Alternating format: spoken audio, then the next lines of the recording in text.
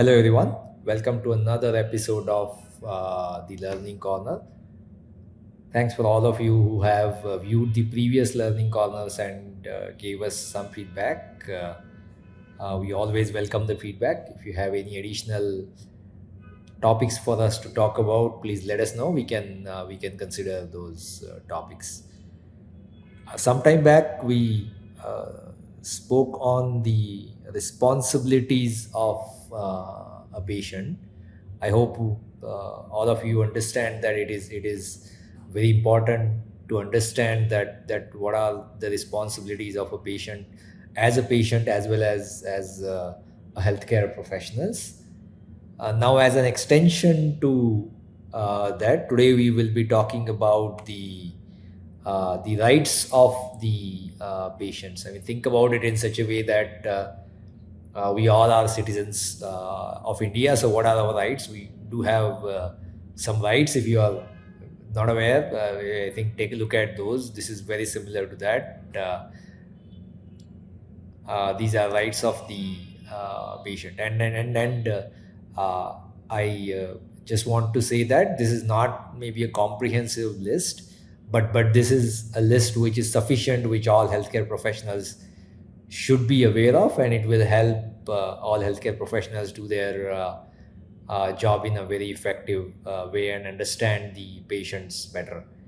I think being a healthcare professional, it is very important to understand the patients in a very emotional way, the state they come into the hospital, and then as healthcare professionals, the way we treat them is very much important as far as the success is concerned. And by success, I mean success on both sides, from patient perspective to get healthy as soon as possible, and from the healthcare professional or hospital also perspective is to provide the best possible service to the patients. So let's look at the rights of the patient. The first one is right to information on diagnosis, treatment, and medicines. Whenever a patient goes to hospital, the patient undergoes sets of diagnosis, treatments, and certain medicines are prescribed to the patient. So the patient has the right to know all the information regarding it, and that's why all of us can speak with respective healthcare professionals in an hospital as an example to get that information, because it is right as being a patient. It is at the end of the day, it is health of the patient which is being treated. So it is the right of the patient. The second one is obtain all relevant information about the doctors involved in the care. This is also very important. The patient should know what the doctors will be doing, and who are the doctors who will be doing it, and that will help them get a comfort while taking the treatment. The third one is obvious, and I think this is also being taught in a lot of healthcare medical schools as well, which says that all the communication records pertaining to the patient's case be treated as confidential. Everyone has a right to expect that all their health records should be confidential, and we trust all the doctors and hospitals to maintain that. No one should be looked at for the health conditions they have. So no one should know what the health conditions others have, and we should treat all patients friends equally. And it is also right of the patients that that all those records are held confidential. The next one is that the patient has a right for consideration of his or her privacy concerning the medical care program. So think about it in such a way that, let's say something happens to my teeth. So what treatment I am undergoing through can be different because of the specific stage of the health, specific age of the health, and other things which I have.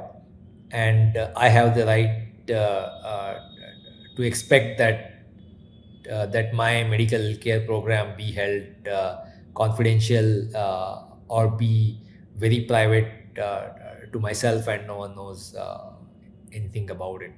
So as a patient, it is my right. The next one is to expect prompt treatment in an emergency.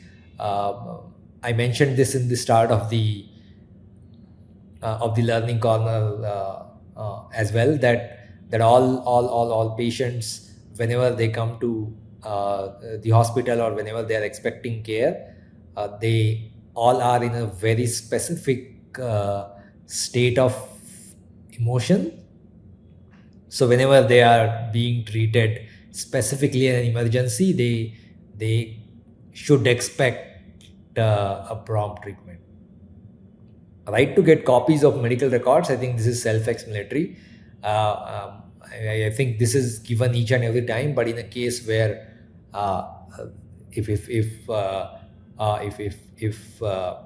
the hospitals or doctors are suggesting that the records of treatment cannot be given, I think it is not the appropriate way. It is right of the patient that they get the medical records, because it is about their health. I mean, I'm not asking, as a patient, I'm not asking records of someone else's health. I'm asking medical records of my health. So that is my right. The next one is to know what hospital rules and regulations apply to the patient, and the facilities available. So this is also important. This is specifically important in a sense that if a patient is undergoing a treatment, and then certain facilities are available at the hospital, and maybe certain facilities are not available at the hospital. So I mean, let me give you an example. If MRI is not available, if ultrasound is not available, if blood testing facilities are not available, if pharmacies are not available, so I think it's a right of the patient to know that what applies to them, what treatment they are going through, and what facilities are needed, and are those available or not. So it is right of the patient to know all these details. Right to get details of the bill. Obviously, at the end of the treatment, the doctor or hospital will give a bill, and then the patient has the right to get the bill, if whichever taxes are applicable, not applicable, just to make sure as a proof that the amount is correct, as well as the treatment has been given by the specific doctor, which is written on the bill. And the last and not the least is also the right to seek second opinion about the disease or treatment. I think if you are aware, most of the healthcare professionals are aware. If you're a patient, you're not aware, but second opinion is when you consult another doctor or another hospital of similar facility, just to make sure that the diagnosis of the of the patient is also done in a similar way, and the treatment suggested is also similar. So the patient has the right to get a second opinion, speak with multiple doctors, and then know about the treatment suggested. Think about it. If Dr. A suggests a specific treatment for me in case of my teeth, I can go to another doctor. It is my right, and then ask that if ask if the specific treatment is right, get consultation from another doctor, just to make sure that I am satisfied with the justification of the treatment, and then only I undergo the treatment. So these are the rights of patient. I believe this will help you as a healthcare professional. Always keep in mind that all patients coming to a hospital or a doctor are in a specific emotional state. Usually, no doctor, no hospital, no nurse, or any other healthcare professional explains these things to the patients, because they are not in that emotional state. But I think as healthcare professional, it is important for us to understand these things, and then this will help us serve all the patients in a better way.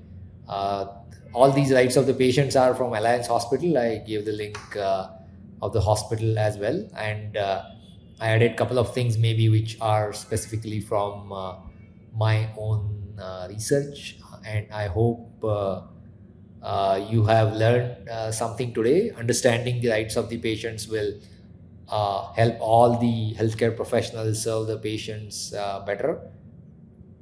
Let us know what do you think about this learning corner, and we always welcome your feedback. I appreciate all of you listening to this, and have a nice day. Thank you.